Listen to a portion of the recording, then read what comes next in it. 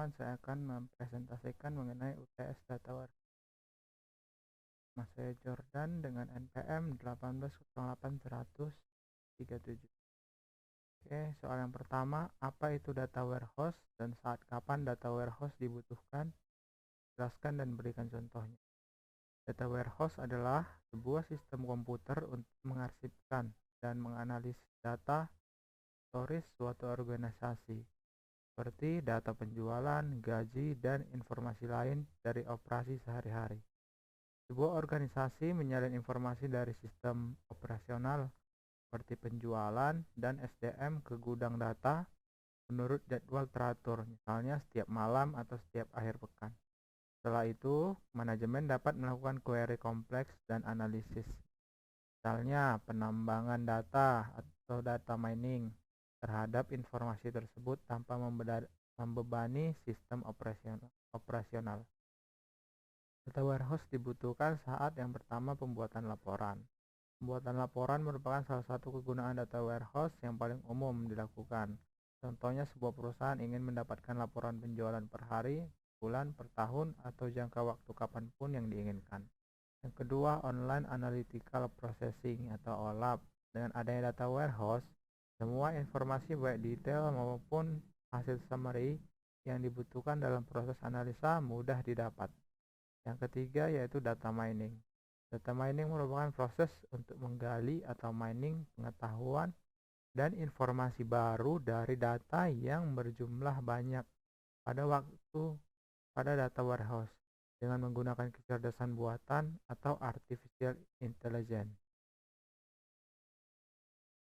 Berjumlah banyak pada data warehouse dengan menggunakan kecerdasan buatan atau artificial intelligence, statistik, dan matematika. Data mining merupakan teknologi yang diharapkan dapat menjembatani komunikasi antara data dan pemakainya. Contohnya, misal suatu perusahaan ingin melihat profil pelanggan, pola pembelian pelanggan, maka perusahaan dapat menggunakan data mining. Kemudian soal nomor 2, database, data warehouse, dan data mining. Jelaskan arti dari masing-masing kata tersebut. Pertama, database. Database adalah kumpulan data yang disimpan secara sistematis di dalam komputer yang dapat diolah atau dimanipulasi menggunakan perangkat lunak atau software, program, atau aplikasi untuk menghasilkan informasi. Kemudian yang kedua, data warehouse. Data warehouse adalah data-data yang berorientasi subjek, terintegrasi, memiliki dimensi waktu, serta merupakan koleksi yang bersifat tetap atau non-volatile. Yang ketiga, data mining. Data mining adalah suatu proses ekstraksi atau penggalian data dan informasi yang besar yang belum diketahui sebelumnya, namun dapat dipahami dan berguna dari database yang besar serta digunakan untuk membuat suatu keputusan bisnis yang sangat penting. Dan soal nomor 3, pilihlah salah satu model bisnis berikut dan rancanglah minimal 3 tabel dimensi dan 2 tabel faktanya serta jelas. Pada soal nomor 3, saya memilih model bisnis pendidikan atau universitas. Tabel dimensi. Tabel dimensi memuat informasi mengenai kapan, di mana, apa, dan lain-lain. Tabel dimensi berisi informasi yang bersifat kualitatif dan semua informasinya terkait dengan apa yang dicantumkan dalam tabel fakta. Yang pertama, tabel dimensinya yaitu tabel mahasiswa dengan atribut NPM, nama, dan status. Yang kedua, tabel semester dengan atribut kode semester dan nama semester. Yang ketiga yaitu tabel prodi dengan atribut kode prodi, nama prodi. Yang keempat, tabel tahun akademik dengan atribut kode tahun akademik dan tahun akademik. Yang kelima itu ada tabel IPK dengan atribut kode IPK, IPK, dan juga predikat. Dan yang terakhir yaitu tabel dimensi tabel status dengan atribut kode status dan nama status. Kemudian yang kedua yaitu tabel fakta. Tabel fakta adalah kombinasi atribut dari tabel dimensi yang berbeda. Tabel fakta membantu untuk menganalisis dimensi bisnis yang membantu dalam pengambilan keputusan untuk meningkatkan bisnis. Yang pertama yaitu tabel faktanya, tabel status mahasiswa dengan atribut NPM, kode prodi, kode tahun akademik, kode IPK, dan kode status. Yang kedua yaitu tabel lulusan mahasiswa dengan atribut NPM, kode tahun akademik, kode semester, kode status, dan kode prodi. Dan soal nomor 4, berdasarkan 3 model bisnis dari soal nomor 3, sebutkan dan jelaskan sumber data eksternal yang mungkin ada untuk masing-masing unit bisnis tersebut. Oke, yang pertama itu sumber data untuk unit bisnis rumah sakit. Yang pertama, pemerintah. Sumber data eksternal rumah sakit dapat kita peroleh dari arsip pemerintah. Selain resmi, data juga sudah terjamin kevalitannya. Arsip pemerintah biasanya berisi informasi yang dapat diverifikasi yang memberikan insight yang akan berguna bagi rumah sakit. Dan yang kedua, studi literatur. Sumber data eksternal rumah sakit kita dapatkan dengan cara studi literatur. Meskipun cenderung tradisional, tapi perpustakaan merupakan gudang informasi yang sudah ada sejak dulu, bahkan sebelum internet ada. Sebagai gudang informasi yang berisi agregasi informasi penting yang dapat berfungsi sebagai data yang valid bagi rumah sakit. Data yang didapat dari studi literatur biasanya diperoleh dari buku-buku, tesis, karya ilmiah, jurnal, dan disertasi orang lain. Biasanya para peneliti menyumbangkan beberapa salinan disertasi kepada perpustakaan publik dan pribadi. Kemudian yang ketiga itu dari asosiasi atau organisasi yang berhubungan dengan rumah sakit. Asosiasi mengumpulkan dan mempublikasikan informasi yang terinci tentang hal-hal yang berhubungan dengan rumah sakit. Kemudian dalam unit bisnis pendidikan atau universitas, yang pertama, pemerintah. Sumber data eksternal rumah sakit dapat diperoleh dari arsip pemerintah. Selain resmi, datanya juga sudah terjamin kevalitannya. Arsip pemerintah biasanya berisi informasi yang dapat diverifikasi yang memberikan insight yang akan berguna bagi pendidikan. Yang kedua, asosiasi atau organisasi yang berhubungan dengan universitas. Organisasi yang berhubungan dengan pendidikan atau universitas mengumpulkan data dan mempublikasikan informasi yang terinci tentang hal-hal yang berhubungan dengan pendidikan atau universitas. Kemudian yang ketiga itu studi literatur. Sumber data eksternal universitas kita bisa mendapatkan dengan cara studi literatur. Meskipun cenderung tradisional, tapi perpustakaan merupakan gudang informasi yang sudah ada sejak dulu, bahkan sebelum internet ada. Sebagai gudang informasi yang berisi agregasi informasi penting yang dapat berfungsi sebagai data yang valid bagi universitas. Data yang didapat dari studi literatur biasanya diperoleh dari buku-buku, tesis, karya ilmiah, jurnal, dan disertasi orang lain.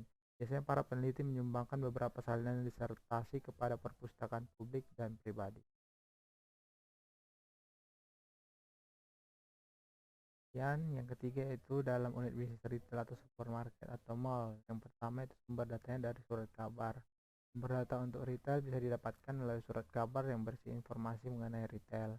Kemudian dari studi literatur. Sumber data eksternal retail kita bisa mendapatkan dengan cara studi literatur. Meskipun cenderung tradisional, tapi perpustakaan merupakan gudang informasi yang sudah ada sejak dulu, bahkan sebelum internet ada. Sebagai gudang informasi yang berisi agregasi informasi penting yang dapat berfungsi sebagai data yang valid bagi retail. Kemudian yang terakhir yaitu sumber data dari pemerintah. Sumber data eksternal retail dapat diperoleh dari arsip pemerintah. Selain resmi, data juga sudah terjamin kualitasnya. Arsip pemerintah biasanya berisi informasi yang dapat diverifikasi yang memberikan insight yang akan berguna bagi retail. Selanjutnya soal nomor 5. Transformasikan data berikut dengan model normalisasi min-max.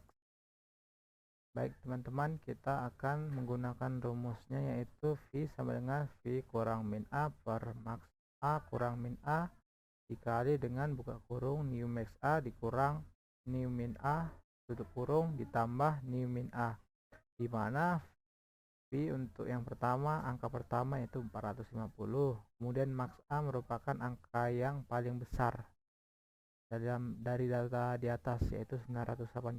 Kemudian min A merupakan angka terkecil dari data di atas yaitu 120. Kemudian new max A sama dengan 1 dan new min A sama dengan 0. Maka untuk V sama dengan 450, maka hasilnya dapat kita kerjakan yaitu dengan cara 450 sama dengan 450 dikurang 120 per 980 dikurang 120 dikali kurung 1 kurang 0 tutup kurung tambah 0, maka hasilnya 0,383. Untuk angka-angka yang lainnya juga cara pekerjaannya sama, maka saya mendapatkan jawaban hasilnya yaitu seperti di bawah: 0,383, 0,639, 0,895, 0,348, 0, 0,511, 0,697, 0,255, 1, 0,511, 0,872, 0,75, 0,5, 0,360, 0,640, 0,604, 0,697, 0,255, 0,406, dan yang terakhir 0,604. Baik teman-teman, selanjutnya nomor 6, gunakan database penjualan sales yang sebelumnya Anda praktekkan saat perkuliahan.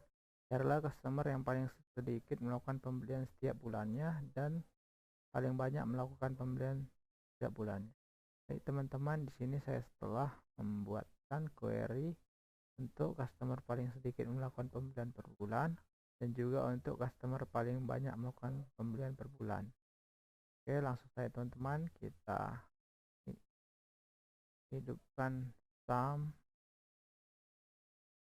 klik start, kemudian pada MySQL kita klik admin. Oke, kita pilih database sales. Oke teman-teman, terlebih dahulu kita copy untuk customer paling sedikit melakukan pembelian. Oke, dan kita masukkan, oke teman-teman, sini telah terdapat nama-nama customer yang pembeliannya paling sedikit setiap bulannya. Oke, ini kita bisa lihat di bulan 1 ada Boston Properties dengan jumlah 290. Nah, kemudian ini semua sampai terakhir, yaitu ada Royal Dutch pada bulan 12 dengan jumlah 4. Oke teman-teman, selanjutnya kita akan mencari customer paling banyak melakukan pembelian per bulan. Kita copy. Oke, dan kita jalankan kembali. Oke, ini teman-teman, kita telah dapat melihat nama customer yang pembelian paling banyak tiap bulannya. Ini di bulan pertama kita bisa lihat ada Simdarp dengan jumlah 740. Kemudian pada bulan 12-nya itu ada Sony Electronic dengan jumlah 609.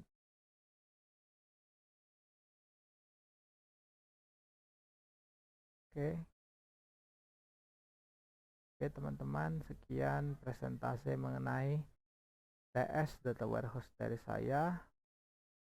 Saya ucapkan terima kasih.